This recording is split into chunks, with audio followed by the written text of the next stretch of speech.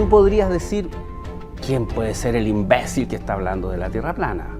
O podrías decir, ¿quién cree que la Tierra es plana a estas alturas? O decir, ¿habrá alguien que tenga argumentos consistentes para decir que la Tierra es plana?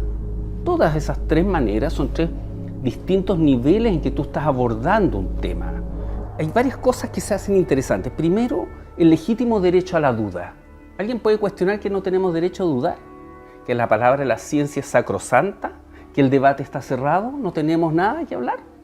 Yo pienso que no, que es tan legítimo decir, bueno, analicémoslo. No puedes partir de decir esto no es posible. Porque si no ya te atrincheraste, ya tomaste una decisión conceptual, intelectual, de decir no hay opción. Yo creo que una de las cosas fundamentales es la duda.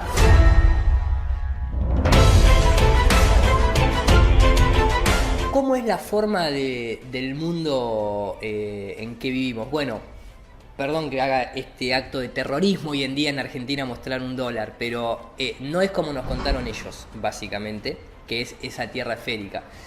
Determinar la forma de la Tierra, yo les recomiendo a todos hacer algo que tal vez nunca nos han hecho en el sistema educativo, que es, no sé si la cámara lo va a tomar, pero después seguramente ustedes lo pongan, que es estudiar el mapa de Gleason, ¿sí? ¿Por qué digo esto? Porque eso es una proyección azimutal de como si hubieran agarrado un globo, le hubiesen hecho un tajo y lo hubieran aplastado. Pero en realidad el globo es el mapa azimutal que lo inflaron y lo cosieron. Y esas costuras hoy en día me parece que están empezando a reventarse, ¿no? El logo de la ONU es un logo que tiene la proyección de Gleason, pero sin la Antártida incluida, estratégicamente, obvio. Lamentablemente, para mi descontento, la manera de determinar la forma del mundo, por lo menos tecnológicamente a nuestros días, se tiene que hacer de forma indirecta, lo cual es un método dentro de la ciencia que tal vez no es el más concreto, como una observación directa, pero es lo único que tenemos. ¿Cómo lo podemos determinar? Empezamos con una brújula. Nosotros sabemos que la brújula siempre apunta al centro del mundo, ¿sí? Donde estaría el polo norte dentro de la esfera, cuando en realidad la brújula se debería tener que comportar distinto, ¿sí? Todo tendría que apuntar a un núcleo que está en el centro totipotencial, apuntando hacia el centro. La brújula en nuestro mundo lo que hace es, obviamente, apuntar al centro magnético. No al centro de una esfera, sino al centro de un círculo. Si vos pones un imán sobre el mapa de Gleason y movés una brújula del este hacia el oeste, te vas a dar cuenta que la brújula va girando en relación a ese centro. Cuando vos te vas hacia afuera, o sea, en línea recta pero hacia afuera, te vas a encontrar con la Antártida. La Antártida, dentro del modelo terraplanista, es un continente, como dice su palabra, que contiene el agua. Los continentes normales están acá, la Antártida bordea, el agua siempre está a nivel, el agua no se curva, como lo demuestran las observaciones directas dentro de la física de fluidos, y la Antártida tiene una particularidad, es el continente más elevado en promedio de todos los demás continentes, tiene 3.000 metros de altura promedio. Entonces imagínate que yo voy navegando hacia el sur, cuando llego a la Antártida no apunta al centro del polo sur la brújula, se pierde, la brújula queda haciendo vueltitas locas, también algo que llama la atención. Pero lo más loco es, yo vengo navegando por el agua plana, salgo de Tierra del Fuego, por decirte, de la Patagonia, cruzo y entro a la zona nuestra de Antártida. Tenés una pequeña base, que vas a la norteamericana, puede ser la McMurdo y demás, vas a la nuestra, no importa, por Sudáfrica, por Australia, por Argentina, llegás a la misma costa, ¿no? Del mismo continente que bordea. Tenés un par de kilómetros de planicie, pero después la Antártida hace esto. Y queda en promedio a esa altura. Entonces cuando muchas veces se desinforma hablando del muro de hielo y te lo quieren asociar con Game of Thrones y ese tipo o el mismo Truman Show que llega y penetra la pared, en realidad físicamente es eso. Es una costa como cualquier costa del mundo, que el agua está plana y te empezás a adentrar y el continente empieza a hacer esto y no tenés manera de seguir. Además, las condiciones climáticas llegan a estar hasta 120, 160 grados bajo cero, según reportes climáticos. Toda la gente que va te dice, tienen una frase, lo que pasa en la Antártida queda en la Antártida, como la de Las Vegas, pero hay mucha militarización en la Antártida. Llegar a la Antártida y pedir un permiso es una cantidad de papeleo burocrático absurdo.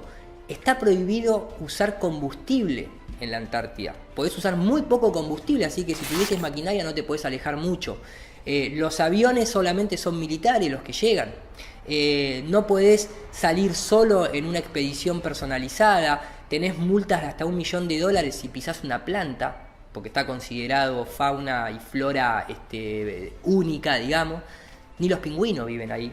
Entonces no podés llegar a ningún límite, porque la Antártida está hecha para que nosotros no avancemos. Pareciera ser que este mundo creado tiene sus propios límites naturales, intencionados, como también cuando se pretende perforar. Entonces, para los bordes está la Antártida. Para abajo, físicamente se perforó el 0,2% del total del supuesto radio terrestre, que es de 6.400 kilómetros, se perforó 12 kilómetros nada más. Entonces, a lo que voy es, perforaste 12 kilómetros, pero ¿sabés lo que hay a 6.700 de profundidad? Es medio raro. La penetración por radar no llega mucho más de supuestamente entre 80 a 300 kilómetros. Nada, sigue siendo nulo. No hay ninguna comprobación empírica de eso. Y hacia arriba se puede solamente acceder a los 120 kilómetros de altura, con cohetería real. Después los de la NASA hacen una trayectoria en arco y terminan cayendo, o casualidad, al Triángulo de las Bermudas, en el caso de Cabo Cañaveral, que la historia la historia del Triángulo de las Bermudas surge 6 meses después del primer lanzamiento de un cohete hecho por la NASA. De golpe, que caen ahí, y de golpe aparece el Triángulo de las Bermudas. Hoy en día existen otras agencias, todas apuntan al mar. Hoy en día se pueden encontrar fotos en internet de los pedazos de cohete que impactan contra el mar y demás. Nunca hay una comprobación directa de esa salida al espacio, de esa vida en el espacio, sin que no dependa de la televisión y de Hollywood, entre comillas, como creer una película de Hollywood. De forma indirecta tenemos 120 kilómetros hacia arriba, la Antártida es el límite, y para abajo en el mar 10 kilómetros hasta las fosas marianas y 12 kilómetros hasta el Pozo Kola, y después puede haber un volumen de tierra que no afecta si la forma de la Tierra es de una manera o de otra, simplemente. Everybody count the interest in the North Pole because it's so near our greatest challenger, Soviet Russia. But why this interest in the bottom of the world? Nobody living down there, is there? No, it's pretty cold. It's by far the most valuable, important place left in the world because it happens to be an untouched reservoir of natural resources. And, as the world shrinks with an ever-increasing acceleration, far-flung places, once useless, like we thought the North Pole was, and no man's land, become very useful. The bottom of the world will be important, not only to us, but to our allies. Now, by far the coldest spot in the world, where that cold gets 100 below zero in the winter. Well, was once tropical. So we think there's oil there, and there's evidence probably uranium there. well, Bert, may I ask you, is there a great difference between the top of the world and the bottom of the world? There is. Now, the North Pole is the center of an ocean 10,000 feet deep. The South Pole, the center of a plateau 10,000 feet high. The North Polar Sea is surrounded by continents that are slightly frozen. The Antarctic continent is surrounded by a belt of ice, frozen seas of at least 1,200 miles thick. Now, the south is a plateau. It gets, in some places, 14,000 feet up. I've been over areas about 13,000, and it's a little bit chilly up there.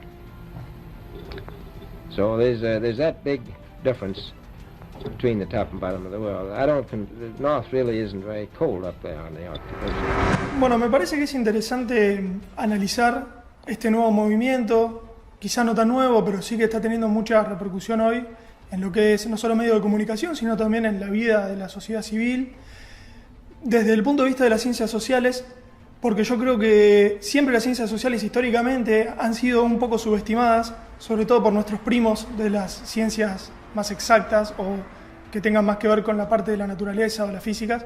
En mi caso, yo soy licenciado en sociología y creo que, a diferencia de las ciencias más duras, lo que tienen las ciencias sociales es que permiten ver los fenómenos sociales de una forma un poco más integral.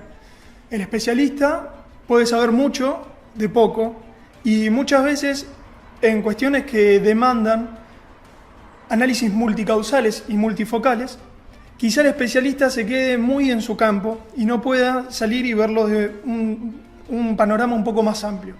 Entonces yo creo que es muy interesante el rol que pueden cumplir las ciencias sociales en este caso, porque como digo, permiten analizarlo desde un punto de vista histórico, ni hablar sociológico, cultural, filosófico, ¿por qué no? Entonces, bueno, creo que viene a jugar un rol muy importante y no tengo duda de que va a ser, que va a mover mucho el tapete de los análisis de acá a un futuro mediano y cercano.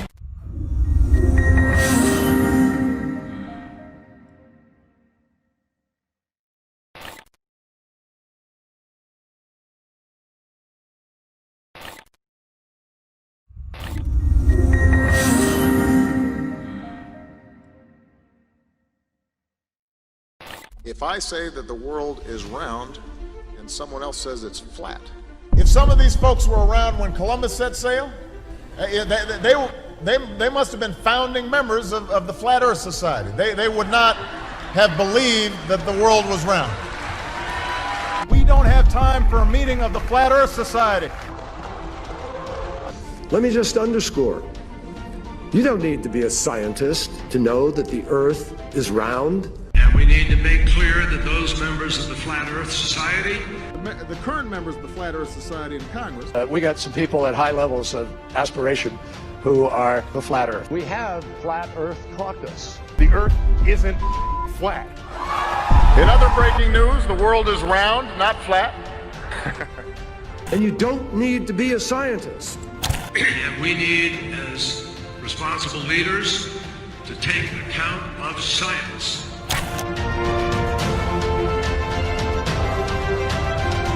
Sebastián Luege tiene un excelente libro gratuito para el que lo quiera descargar, donde está todo bien narrado en una línea de tiempo, porque se nos cuenta desde mucha manera. Por ejemplo, la primera que surge al público en general es la de Cristóbal Colón, cuando en realidad, si uno va a la historia real, en todo caso Cristóbal Colón lo único que hizo fue cruzar de Europa a América, hizo un trayecto simplemente muy cortito.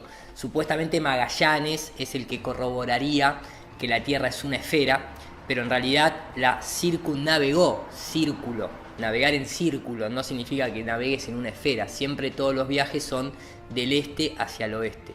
Después, en algunos que capaz que están un poquito más metidos en el tema, se les va a venir a la cabeza que la comprobación la hizo Eratóstenes, y ahí lo van a asociar con el mundo griego, estos personajes que cuestionaban la luna, por ejemplo, y el sol, y entonces asociaban que si lo que estaba ahí arriba era esférico, a pesar de que jamás vieron la otra cara, nada, entonces a donde nosotros estábamos debería ser igual, y entonces la sombra de un eclipse, sí o sí, la única forma era que fuera la sombra de la Tierra. En esa época, no sé si lo sabrían o no, pero jamás lo contrastaron con el eclipse híbrido ni con el selelenio, que se llama cuando el sol y la luna están sobre el horizonte y la luna empieza a eclipsarse, lo cual el modelo heliocéntrico eso no lo permite.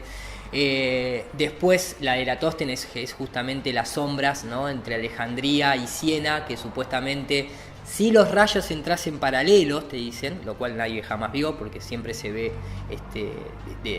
convergentes en un punto, pero si los rayos entraran paralelo y la fuente de luz estuviera muy distante, fuese muy potente para que esto sucediera, y si la Tierra fuese una esfera, entonces en un determinado momento del año, del día y de una exacta hora, un objeto no proyectaría sombra en su base y un objeto que está más distante debería proyectar una sombra. Aquí tenemos un mapa del antiguo Egipto. He colocado dos obeliscos, uno aquí en Alejandría y otro en Saín. Si en un momento dado ninguno de los dos diera sombra, ninguna sombra, sería perfectamente comprensible siempre que la Tierra fuera plana. Si la extensión de la sombra de Saín es la misma que la de Alejandría, también tendría sentido en una Tierra plana.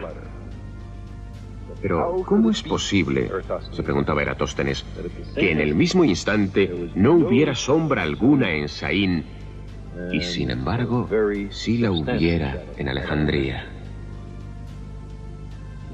La única respuesta era que la superficie de la Tierra era curva. Pero claro, si vos asumís que los rayos son convergentes en un punto de luz y la Tierra es plana, y tenés la fuente de luz acá arriba, a este objeto no le proyecta sombra y esta que está acá le proyecta sombra. Lo pueden hacer con una linterna en la mesa de su casa. Entonces siempre se nos cuenta la versión que ellos quieren y no le contrastan con las otras posibilidades que debería ser como la ciencia debería operar, ¿no es cierto? A través de la observación, del método científico, sin recurrir al principio de autoridad. Y acá está un poco toda esta confusión, o sea, fueron los griegos, fue Eratóstenes, fue a través del eclipse de la luna, de los palitos con la fuente de luz, lo hizo Magallanes, el primer globo terráqueo aparece en 1492, creo que es, a través de Benjamin Martin, y era un objeto que era decorativo, como sigue siendo hoy. Hoy ustedes si agarran un globo terráqueo, le miran abajo, dice, este objeto es con un propósito decorativo, no educativo. Y después tenés toda la confusión de los mapas, que son proyecciones, que a nosotros nos dan la de Mercator, que es esta rectangular, con los países ricos arriba, los pobres abajo. Most people probably assume that a good map is an objective and accurate portrayal of the world. Not Jerry Broughton. In his new book, A History of the World in 12 Maps, he argues that most maps tell you as much about the society that produced them and the beliefs of the mapmaker as they do about the world. We came here to the library at the Royal Geographical Society in London, where they've a rather fine collection of historic maps, to meet the author. And the key point you're trying to get across in this book is that there is no such thing as a neutral, objective map. Every map reveals the prejudices, the ideological background of the people who made it. Yeah, I mean, any map is basically making selective decisions about what it puts in and what it leaves out. You know, you can only have a map on a one-to-one scale that's actually objective and real. Anything else is making selective decisions, as all these kind of maps do. And of course, when you're looking at the world, you can never square the circle. You can't put a globe onto a flat piece of paper. You have to make distortions, omissions, decisions about what you do. And all cultures do that. And that's really one of the things that the book's interested in, that all cultures create a worldview through maps. Why was this projection so controversial? Well, this is interesting because it's about an equal area map. Arno Peters was a left-wing historian and geographer who believed that the Mercator projection was Eurocentric, that it basically showed particularly Europe over and above Southeast Asia and Africa, which were diminished in size. So he took a different kind of projection. That's all he did. Mercator used a particular kind of projection. Peters offers a different one, which is called an equal area projection, which as a result leaves you with these extraordinary images of particularly Africa and South America as these long, elongated like teardrops, very, very different to Mercator. So I think that what Peters put his finger on is this issue of partiality. Any map of the world is partial. It has a certain story to tell because we can never have an objective, consistent, real image of the Earth. We just can't do it. We can't square that circle.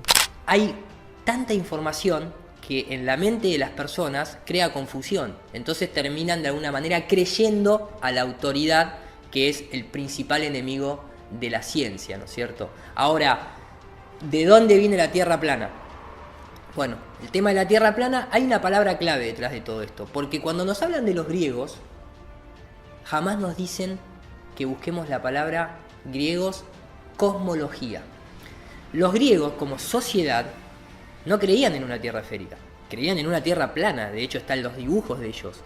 No incluía la Antártida en los dibujos que ellos hacían, tal vez porque en esa época no habían navegado hasta la Antártida. De hecho, la Antártida es muy controversial porque recién en el siglo XIX para Occidente viene a ser conocida. Después están las historias de que algunas otras civilizaciones habían llegado, como también habían llegado a América los vikingos, los chinos, y está todo muy manipulado por Occidente, por estas instituciones que seguramente hablemos más adelante. Pero cuando vos ponés la palabra cosmología, maya, cosmología azteca, cosmología navajo, griega, egipcia, hebrea, la que quieras, todas esas culturas, cuando vos vas a los dibujos, hablaban de un círculo terrestre con el sol y la luna del mismo tamaño, por eso se eclipsan y demás, moviéndose arriba nuestro, junto con todo el firmamento de estrellas girando arriba nuestro, y después hacia abajo dibujaban, algunos la dibujaban sobre un árbol, sobre un gran árbol, que lo usan mucho también en cuestiones ocultistas, esa simbología, y algunos con una cúpula. separando las aguas de arriba de las aguas de abajo. Obviamente las aguas yo las interpreto más como la evidencia que podemos observar, los gases. Porque el agua es uno de los pocos materiales, diría, que puede estar en los 3 estados al mismo tiempo. Es realmente una santa trinidad, ¿no? Porque que un objeto pueda ser líquido, gaseoso y sólido, y con lo maravilloso que es el proceso y el ciclo del agua, que es realmente fantástico, hay que saber interpretar que tal vez lo que estaban viendo, esas aguas de arriba no necesariamente tienen que ser aguas líquidas como las que están acá, porque hay distintas presiones, distintas temperaturas, pero sigue habiendo gases ahí arriba. Entonces no tenemos acceso a la información real de lo que ellos creían, porque fue totalmente borrada cuando conquistaron todo lo que fue América, pero siempre estuvo presente la Tierra plana, jamás dejó de estarlo, porque después de todo, cualquier persona que camina en la calle jamás va a poder demostrar que la Tierra es una esfera girando alrededor del Sol desde la observación. What the sky actually looks like from the moon, the sun, the earth, the stars, if any, and so on? The sky is a deep black when viewed from the moon, as it is when viewed from cislunar space, the space between the Earth and the moon.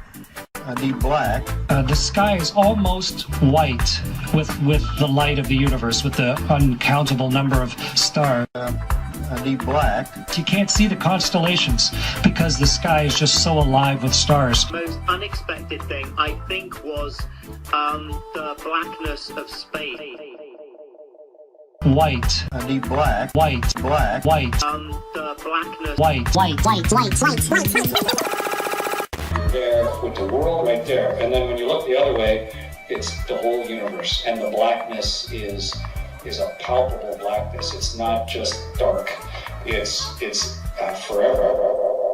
Si tenemos en cuenta lo que está pasando hoy por hoy en Argentina, en este último año que tuvimos el encuentro de terraplanistas en Colón, allá por marzo, y también lo que resurgió ahora con la opinión de Gastón Pauls, es sumamente interesante ver las reacciones que esto genera, no solo en los medios de comunicación, sino también estar atento a nuestros pares y a nosotros mismos, y ver cómo se disparan mecanismos espontáneos, casi como si fueran, voy a decirlo en términos informáticos, antivirus, que frente a determinadas cuestiones que atentan contra pilares básicos de nuestra personalidad, se disparan y funcionan como defensa frente a un ataque. Cuando en realidad uno analiza muchos de los planteos de los mal llamados terraplanistas, o desde el terraplanismo de sus diferentes vertientes, podemos verlo desde un punto de vista desde el método científico. Hay trabajos muy serios y que se pueden respaldar con información metodológica y demás. Sin embargo, esto tiene una reacción muy parecida en mucha gente, y cualquier científico social debería estar atento a cualquier tipo de fenómeno que genere reacciones muy parecidas en un gran número de gente. ¿Será cierto que todo lo que nos han enseñado de ciencia es efectivo o podría no serlo? Bueno, en realidad, ¿sabemos que es esférica o creemos que es esférica?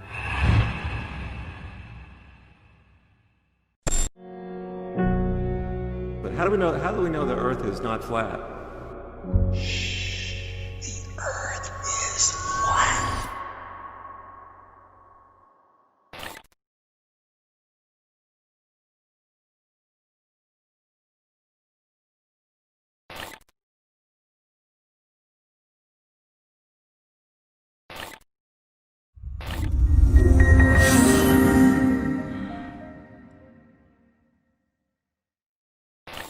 No puedes entrar en el concepto de la geocentría, el terraplanismo, el no esfericismo, si no desarrollas un proceso deconstructivo, intelectual y conceptual de un cuerpo esférico, con su lógica y su mecánica, su funcionamiento, para transformarlo en un plano circular, con su lógica, su mecánica y su funcionamiento.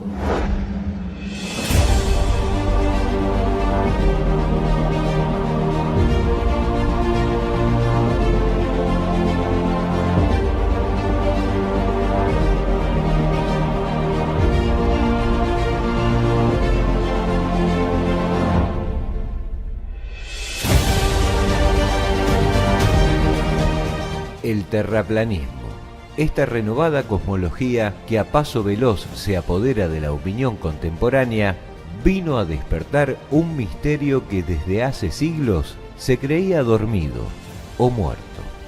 mientras para algunos no es más que una broma, una ridícula noticia o simplemente un desquicio, para otros representa una ventana para ver más allá de lo que nos enseñaron desde pequeños. La posibilidad de un nuevo universo que estaba ahí, frente a nosotros, sin poder ser siquiera imaginado. Al descubrirlo, con nuestro primer acercamiento a la sola idea de una Tierra no esférica, inevitablemente nos asedian las preguntas, un sinnúmero de interrogantes que ponen a trabajar el ingenio y el deseo de saber. Si bien hay quienes ven en este debate la representación de lo intrascendental, las mentes más curiosas e inquietas se preguntan, ¿cómo es realmente la forma de nuestro planeta? ¿Acaso las odiseas espaciales no lo han determinado ya? ¿Es posible que los complejos cálculos de nuestra ciencia oficial no hayan echado suficiente luz sobre este asunto? Parece extraño, pero mientras más vemos y mientras más se lo afirma, mayor es la incertidumbre. Tierra plana. Eratóstenes. El griego, muy buen observador y hábil practicante de la experimentación, no estaba equivocado. Sus cálculos y sus métodos para medir la circunferencia de la Tierra en el 240 a.C. fueron sobresalientes, pero sus conjeturas estaban confusamente condicionadas por algunos preconceptos, entre ellos que la Tierra indudablemente era esférica y que el Sol era inmenso y estaba a millones de kilómetros de distancia. Y aquí aflora la incoherencia. Para conocer la distancia al Sol, antes que Eratóstenes, Aristarco de Samos realizó un cálculo de paralaje, con la Luna en su fase de cuarto y la Tierra. Primero, debió conocer la distancia entre la Tierra y la Luna, una proeza de Hiparco en el 150 a.C., o sea, mucho tiempo después. Para Hiparco fue crucial conocer el radio terrestre, ver un eclipse lunar y basarse en la sombra de la Tierra proyectada en la Luna para medir dicha sombra y establecer así el tamaño de la Luna y su distancia a nuestro planeta. En resumen, para determinar la distancia al Sol y por ende su tamaño, fue menester saber el tamaño de la Tierra y también al revés, asumiendo siempre a pura intuición que esa sombra sobre la Luna durante un eclipse pertenecía, sin cuestionamientos, a la Tierra. 150 años antes de Cristo, Hiparco determina la distancia a la Luna, ya conociendo el radio terrestre establecido por Eratóstenes. 240 años antes de Cristo, Eratóstenes establece el radio terrestre. Para ello era necesario conocer la distancia al Sol y su tamaño. Anteriormente, entre 310 y 230 años antes de Cristo, Aristarco de Samos supo la distancia al Sol mediante paralaje, para lo cual era necesario conocer el radio de la Tierra y la distancia a la Luna, medidas que todavía no habían sido establecidas. Se trata de una serpiente mordiéndose la cola, una idea infinita que no empieza y no acaba jamás. ¿Cómo fue que Aristarco de Samos pudo conocer la distancia a la Luna y el Sol y sus tamaños si todavía no sabía la circunferencia de la Tierra? ¿Por qué Eratóstenes asumió correcta la distancia al Sol si para ello antes se debía conocer el radio terrestre en primera instancia, medida que estaba justamente determinando hacia el año 240 a.C.? El día y la noche. Una de las cruzadas más feroces entre los teóricos tiene que ver con las explicaciones de cómo es que tenemos día y noche en la Tierra. Tanto el heliocentrismo como el terraplanismo explican a su modo la puesta en marcha de este infinito ciclo. Mientras que en un planeta esférico con un Sol de 1.391.000 kilómetros de diámetro y a 150 millones de kilómetros de distancia, el día y la noche están sujetos a la rotación del planeta, en una Tierra plana y estacionaria y con un Sol local y más pequeño. Todo se explica mediante una iluminación puntualizada. Este Sol, flotando sobre nosotros, quizás mediante la fuerza del electromagnetismo, ilumina a su paso pequeñas regiones del plano, dejando a otras en oscuridad total. Entonces, visto de este modo, ¿cómo es posible ver al Sol ocultándose en el horizonte como si descendiera tras una pendiente? Muchos experimentos se han realizado. Cientos de simulaciones informáticas han tratado de emular esta realidad en un plano. Una de las posibles respuestas se encontró pensando en la atmósfera y su composición. La humedad del aire actuaría como una lupa, refractando la luz y ocultando de nuestra vista al Sol mediante un simple efecto óptico, lo cual también explicaría que tanto la Luna como el Sol, cuando se encuentran más próximos a la línea del horizonte, se aprecien de un mayor tamaño. Que la Tierra sea plana no significa que sea más pequeña. Existen testimonios videográficos realizados en climas secos que revelan una notoria disminución de tamaño en el astro durante su ocaso, denotando un aparente alejamiento. Esto es lo que hace la atmósfera, adentro, a nuestro alrededor.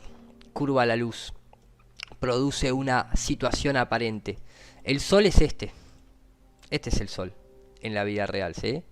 Este es el Sol.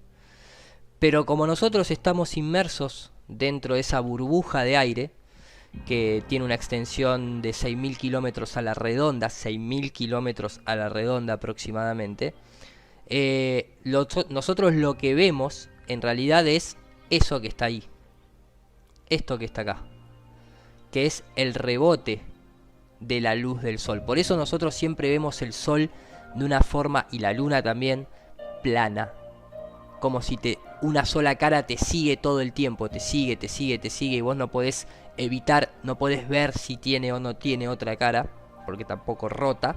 Si yo al Sol lo muevo y lo voy alejando en línea recta para ese lado, esta es la posición real del Sol. Esa es la posición real del Sol. Pero esta es la posición aparente. Entonces, si yo esto lo empiezo a mover y lo llevo para el costado, obviamente, ¿qué le va a suceder a la luz? La luz cada vez se va a empezar a inclinar y se va a ver cada vez más baja en el horizonte, hasta que llega un momento que no se ve más. Pero si la persona lo ve desde adentro, esa es la posición real del Sol, y esa es la posición aparente para cada persona dentro de la burbuja de aire que experimenta. Ahora, si yo lo veo desde adentro, influenciado por esa burbuja, el Sol en realidad está ahí. So what this really is a oversimplification of what Dragon really is. It's combining a yin and yang energy frequency together, and they both attract. They want what each other has. There's value in that exchange. So, contrary to what they teach in science, the universe is actually magnetic and light. It's not gravitational driven. So what this is I'm going to induce an electrical and magnetic field. This outer ball is the male or yang field, and this silver one inside is the yin or female field. Fascinating. So just like males and females like to do, they are going to go at it. So with no further ado, I'm going to now put this over in order to help. So instead of a sun actually being a fusion generator eating its own hydrogen and helium, and over time, it's going to use all of its fuel, the sun is actually being powered by something else. There's something else that's acting on that female field, if you will, that's creating that sun. Pero esto no alcanza. ¿Cómo podrían explicarse las estaciones del año en el modelo de la Tierra plana? El heliocentrismo propone que el planeta, además de su rotación y traslación alrededor del Sol, también hace un bamboleo mediante el cual el rayo perpendicular del Sol viaja desde el norte al sur, dando verano o invierno en los distintos hemisferios. Existe un interrogante no menor respecto a esta aseveración. Según las instituciones científicas, el Sol tiene 109 veces el tamaño de la Tierra. Esto significa que, utilizando una reducción de escalas, si la Tierra tuviera el tamaño de una cabeza de alfiler, el Sol mediría como una pelota de fútbol y lo separaría a una distancia de 23 metros. De esta manera, no queda más que imaginar que esa cabeza de alfiler, la Tierra, al bambolearse, sufre tan diferentes temperaturas en la parte superior e inferior de su superficie, teniendo incluso congelamiento en sus polos y calor extremo en su ecuador. Es difícil pensar en la posibilidad de este hecho, considerando que unos minúsculos milímetros representen un cambio tan drástico en la recepción del calor en los distintos hemisferios, sobre todo la abismal diferencia que existe en grados entre el polo norte y el polo sur. Con un Sol mucho más pequeño y cercano que abre y cierra su órbita cada determinado período, es, al menos, más comprensible percibir una variación tan drástica en la temperatura, la duración de los días, según la estación y la posición del astro en el cielo. Esto nos lleva a un planteo inevitable. ¿Es realmente calculable la distancia al Sol y su tamaño? ¿Existe acaso un método efectivo de medir su lejanía? La imaginación humana también podría sufrir el mismo destino que Ícaro.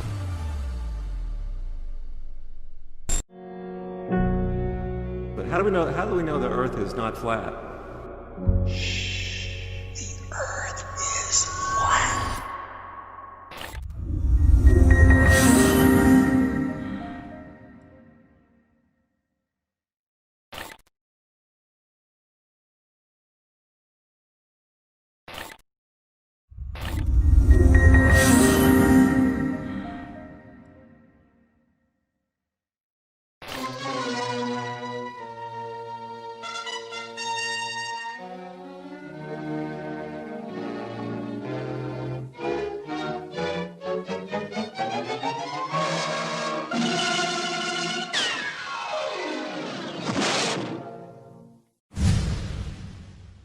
La gravedad, una fuerza mágica a la que se le atribuye el poder de curvar cientos de toneladas de agua manteniéndola pegada a la superficie de una esfera, entre otras hazañas. Pero ¿qué no es mágico en el universo que nos rodea? Tal como afirma Iru Landucci sobre esta ley que nos gobierna. Lo único observable respecto de la gravedad es que los cuerpos caen.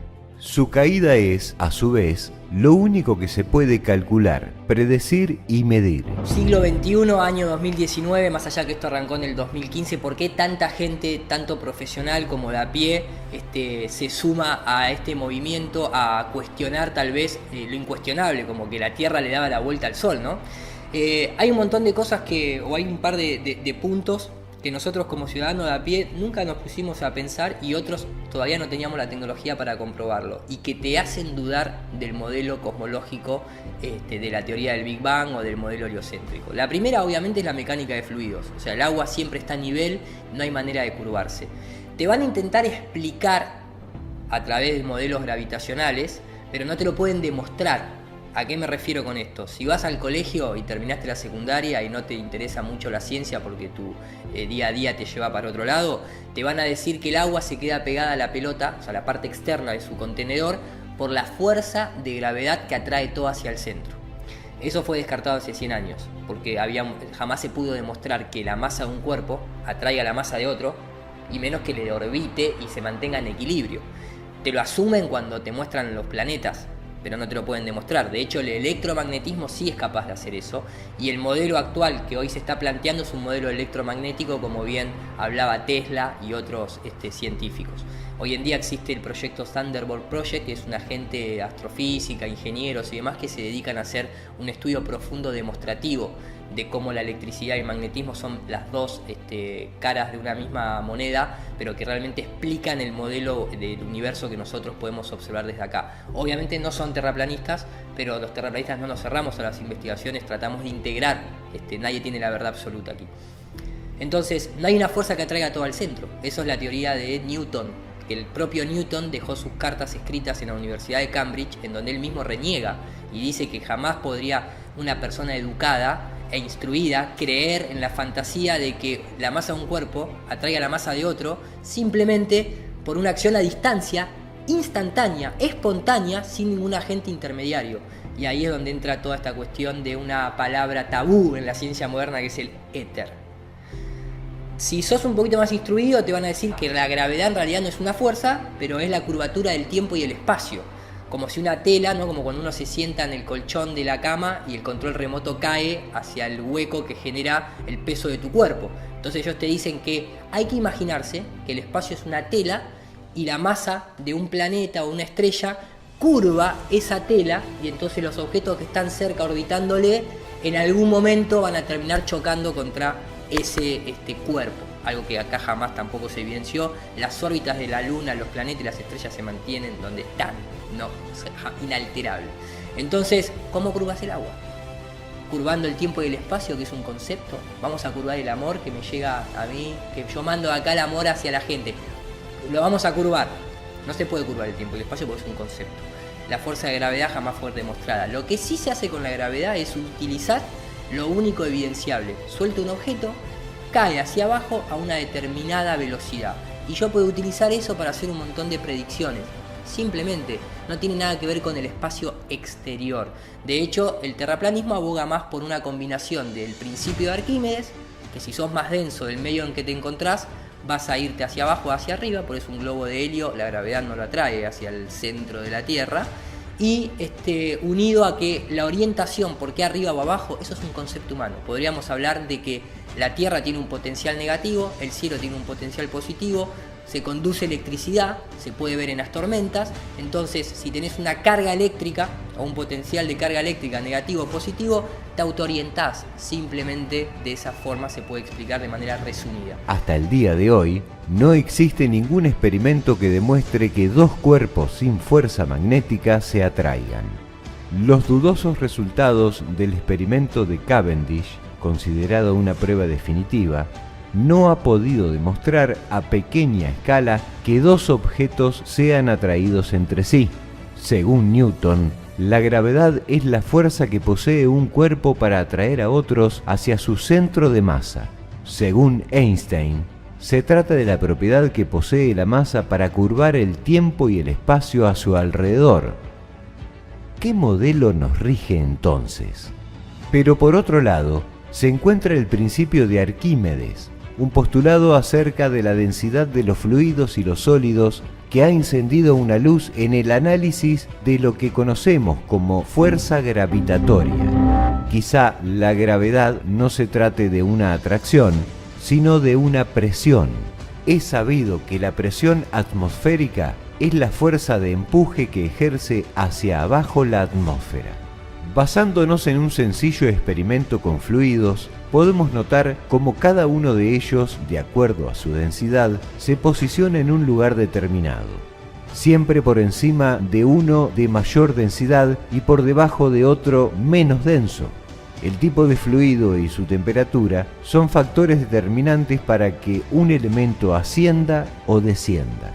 El helio o el aire caliente poseen flotabilidad, suben por sobre el resto de los gases que conforman la atmósfera, mientras que el aire frío o el hexafluoruro de azufre descienden.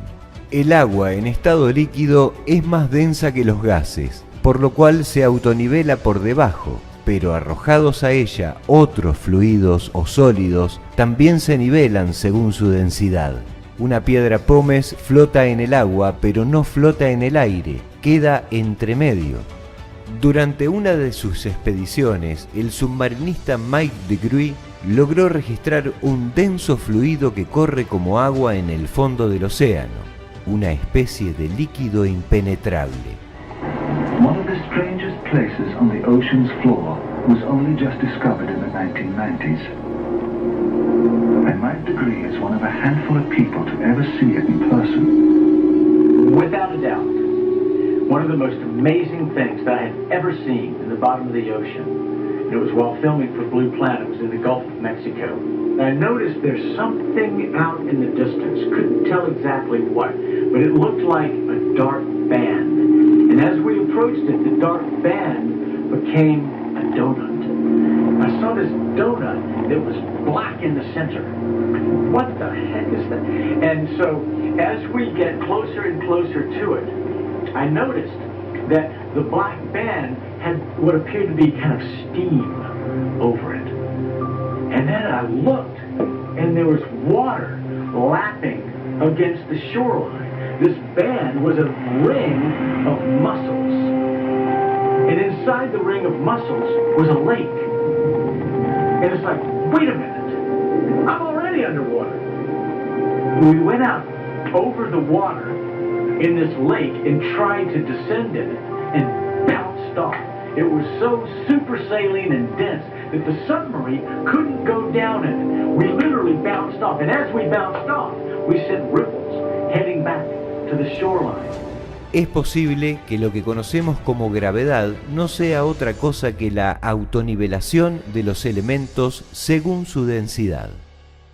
Los números no dan y no cuadran. Eso es un hecho. Tratemos de entender por qué no cuadran. Después, para mí, entra, y como buen constructor y arquitecto, la mecánica del agua. Es decir, tú te das cuenta que el agua mantiene siempre el agua en grandes proporciones. Una gota tiene una forma esférica, pero tú no puedes reproducir una gota de este porte, ¿cierto? Y que se mantenga cohesionada y esférica. Y entonces el agua, y los constructores lo sabemos. Yo tengo entre las personas que me visitaron en Madrid un maestro constructor experto, es un albañil de primera, ¿ah? Me dijo, Guillermo, yo he hecho experimentos con mangueras, constatando, y el agua aquí y el agua a 2000 metros siguen estando a nivel. ¿Qué es el nivel? El nivel es una línea recta horizontal. ¿Y qué es la horizontal? La perpendicular a la vertical, ¿cierto?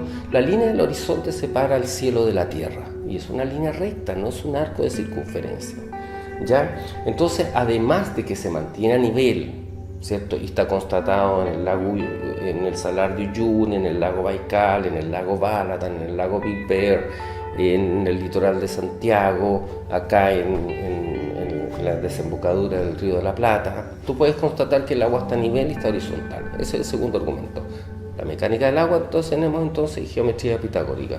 Tercer argumento, la línea del horizonte. La línea del horizonte permanece a la altura del ojo del observador independientemente de la altitud a la que éste se encuentre. A nivel de la playa no te parece lo más lógico, tú te pones a nivel de la playa y la línea del horizonte está a la altura de tus ojos, no está a la altura de tus pies. Sube, porque así funciona la perspectiva en el punto de fuga.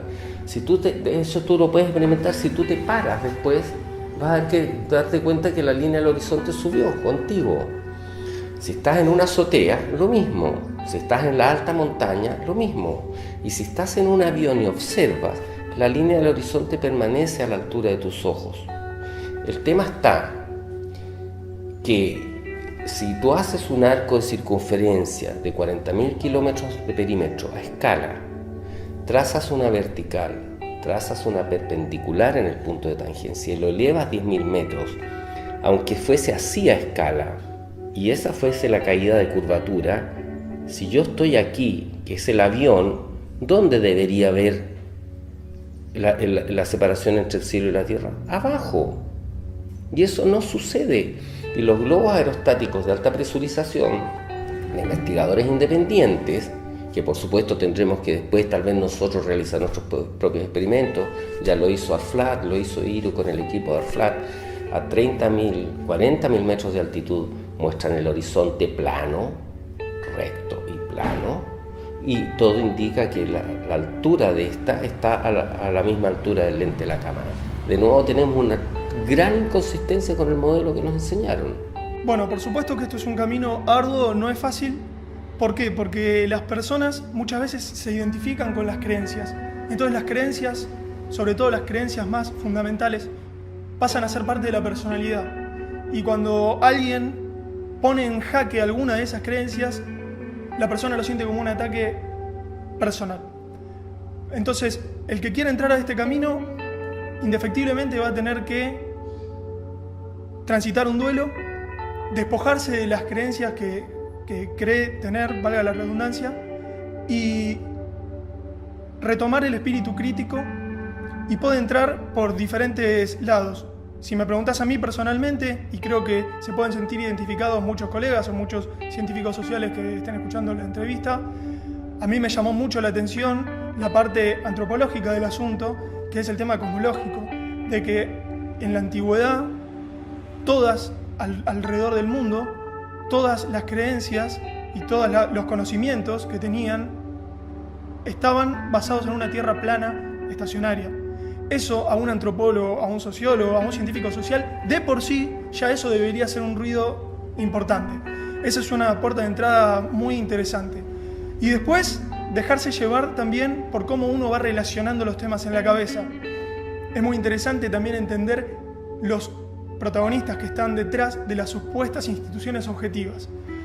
Me ha pasado de hablar esto con científicos más del lado de las ciencias exactas o ingenieros, y tienen un latiguillo que es: no importa quién lo dijo, lo que importa es lo que dijo. Y eso yo lo contrastaría siempre con quién lo dijo, la historia, el contexto, la biografía del personaje, quién lo dijo y quién lo financió. Entonces, cuando uno empieza a entender las relaciones entre los protagonistas en el backstage de las teorías que proponen, aparece un mundo absolutamente apasionante, porque se relacionan muchas veces hasta sanguíneamente. Entonces eso es otro hilo muy interesante para desarrollar, y por supuesto también hay que adquirir muchísimos conocimientos que lamentablemente por nuestra formación, y por eso que hablaba hoy temprano de la especificación, dejamos de lado muchas otras cosas que para entrar en este tema tenemos que adquirir conocimientos básicos de física, por ejemplo, o de matemática, que hay que adquirir para tener herramientas y poder entender, uno, qué es lo que se está hablando y cuáles son las explicaciones a determinados fenómenos.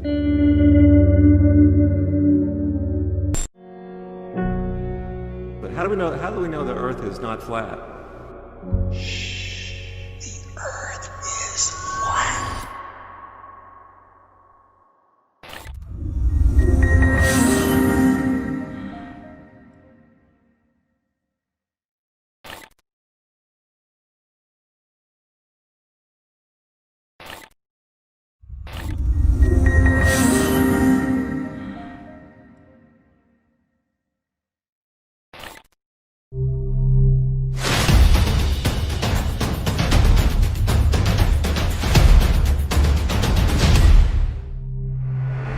Science to give all the answers to the wonderful questions about what we are, where we're going, what the meaning of the universe is, and so on, then I think you could easily become disillusioned and then look for some mystic answer to these problems. We're exploring, we're trying to find out as much as we can about the world.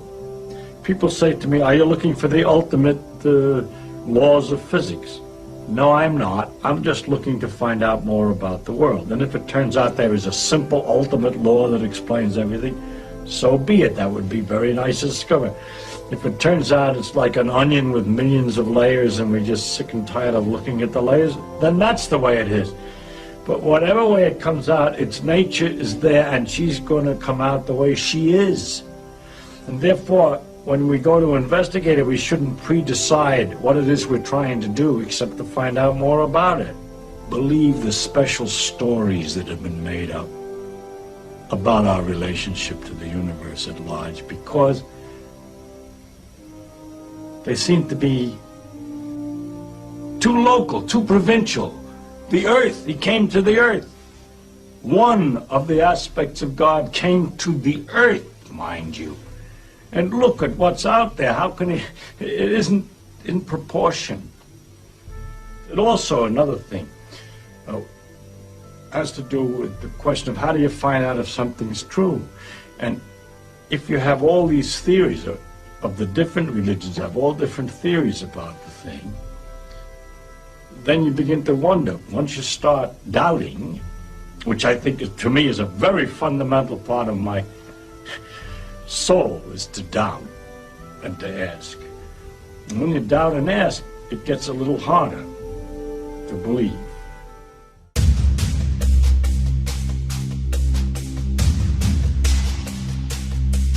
¿Qué pasa con lo que observamos afuera? Y esa asociación directa que se hace de que porque todo lo que yo observo, y este es uno de los primeros argumentos que nos dicen enseguida, ¿no? Bueno, pero ¿por qué nosotros seríamos los únicos que tendríamos que ser plano cuando la mayoría de la gente que te dice eso jamás ni siquiera miró por un telescopio? Está repitiendo lo que le dijeron en la televisión o en el sistema educativo. Vamos a arrancar por ahí. Si viste por un telescopio, bueno, contame cómo es la otra cara de la luna, porque nadie la conoce. Contame cómo es la otra cara del sol, cuando la propia ciencia te dice que las manchas solares son como una mancha dentro de un fluido de un río. No es que está girando el objeto, sino que la mancha se está desplazando. Son todas suposiciones de suposiciones para justificar un modelo que se basa en el principio de autoridad y no en la observación. Ahora, ¿qué pasa cuando vemos un planeta? Lo vemos circular, lo podemos ver esférico, semiesférico, convexo, cóncavo. Lo estás viendo con un solo ojo. No tenés profundidad de campo. El único telescopio binocular está en Arizona y lo comparte el Instituto Max Planck junto con el Vaticano y se llama Lucifer. Un nombre bastante curioso. Entonces, nosotros no vemos en estereoscopía. Y además, la última prueba es ir y tocarlo dentro de la ciencia. Si no es un modelo, ¿puede estar correcto? Sí, puede ser correcto, pero no deja de ser un modelo. En este caso, todo lo que está en el cielo parece ser una religión. Te prometen que vas a ir al cielo, pero nunca vas. Tanto en la religión como en la ciencia aeroespacial. Solamente van los que se visten de blanco y bajan del cielo los que se visten de blanco y que tienen conexiones incluso con logias ocultistas de carácter masónico, un tema para que recomiendo investigar, o son militares como el caso de los astronautas. El tema es que desde tierra yo agarro un telescopio, una cámara, pongo en el piso, miro una estrella, miro un planeta y se ve una luz, se ve algo que tiene hasta su propia iluminación. Que pueda tener fases no significa que no se autorregule o que no se recargue de la luz que puede proyectar una fuente tan potente como la del Sol, que en nuestro modelo es una fuente electromagnética.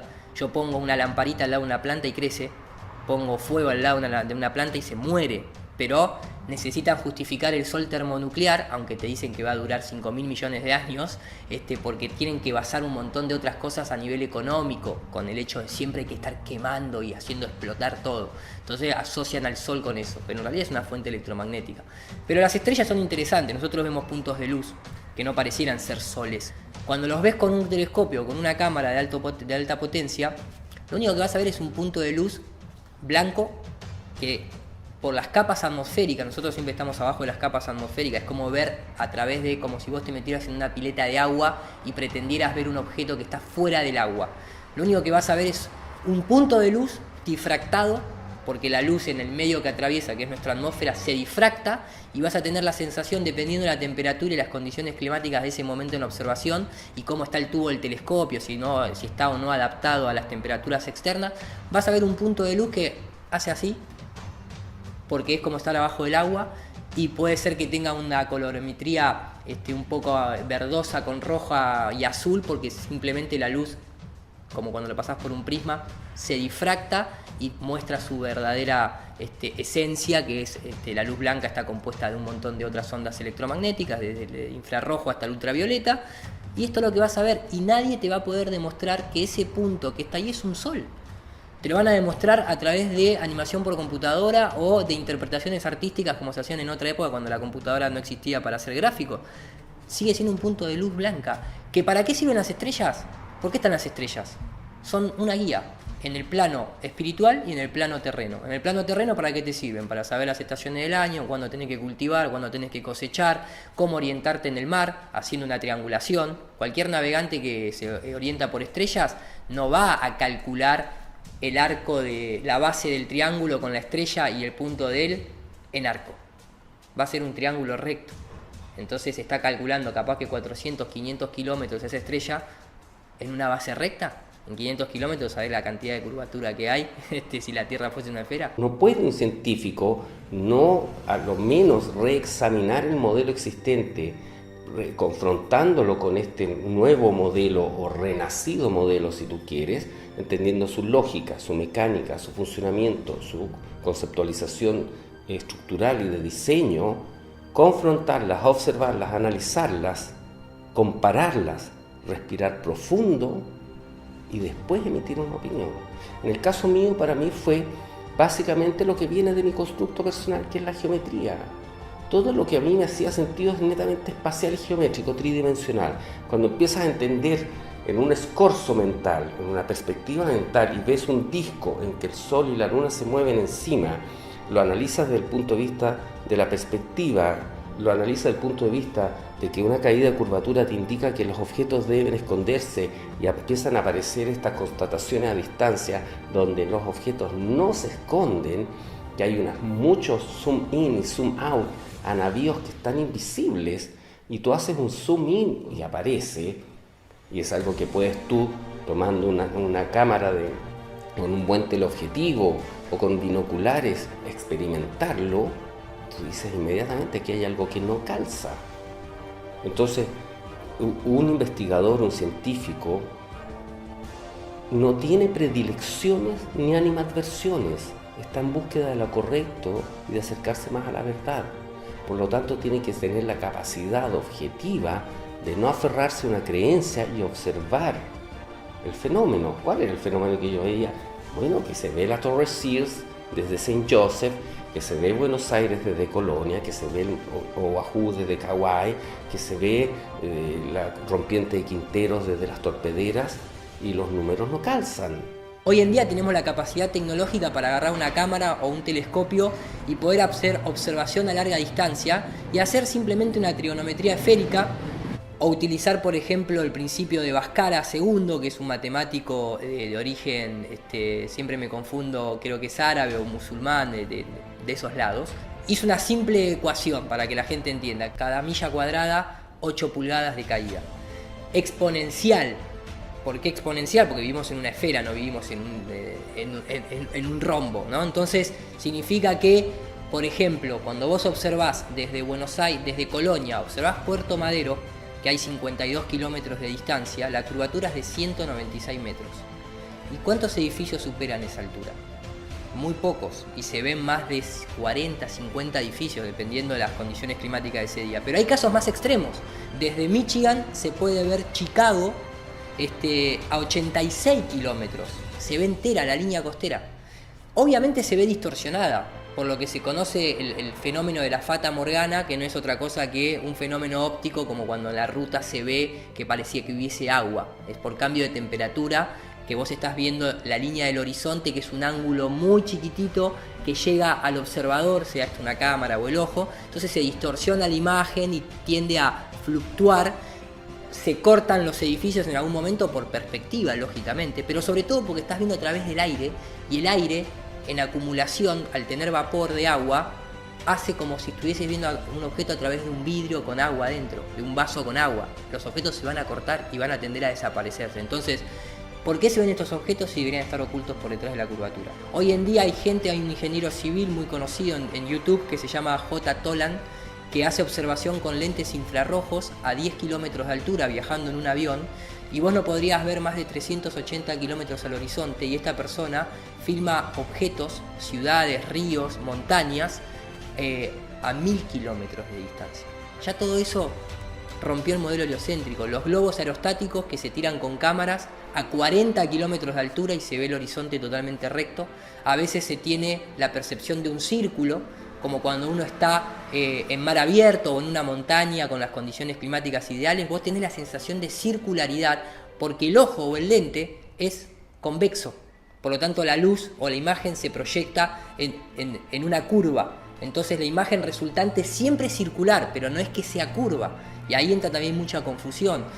Otro método muy interesante para analizar la Tierra esférica es ponerse a estudiar históricamente. ¿Se demostró que la Tierra gira alrededor del Sol o sobre su eje? ¿Y se hizo instrumental, mecánico, científico, para contrastar lo que uno siente, porque nadie siente que la Tierra gira. Nos dicen que somos muy pequeños, que la Tierra gira muy lento con respecto a su tamaño, pero no se puede sentir. Bueno, vamos a la ciencia, desarrollemos un instrumental.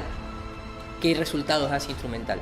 La Tierra está quieta, es plana como lo indica, y todo lo demás es una fantasía del modelo heliocéntrico. Y déjame añadir algo más. Hablando de este sistema cerrado dentro de nuestro mundo, nosotros vivimos en un sistema cerrado, por eso tenemos presión atmosférica. Si uno va a la ciencia y va a la termodinámica y va al principio de entropía y va al principio del equilibrio de las presiones, cualquier científico, cualquier físico sabe que un sistema de alta presión inmediatamente va a tratar de equilibrarse llenando el espacio de un sistema de baja presión.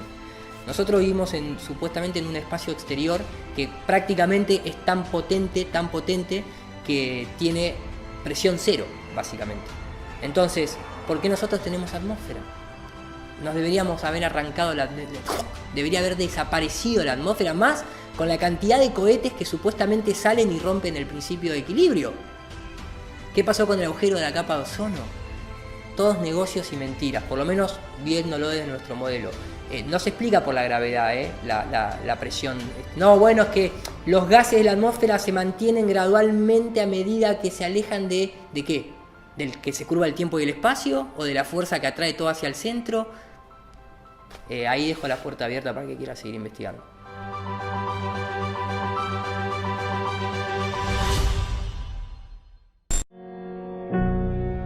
But how do we know the Earth is not flat?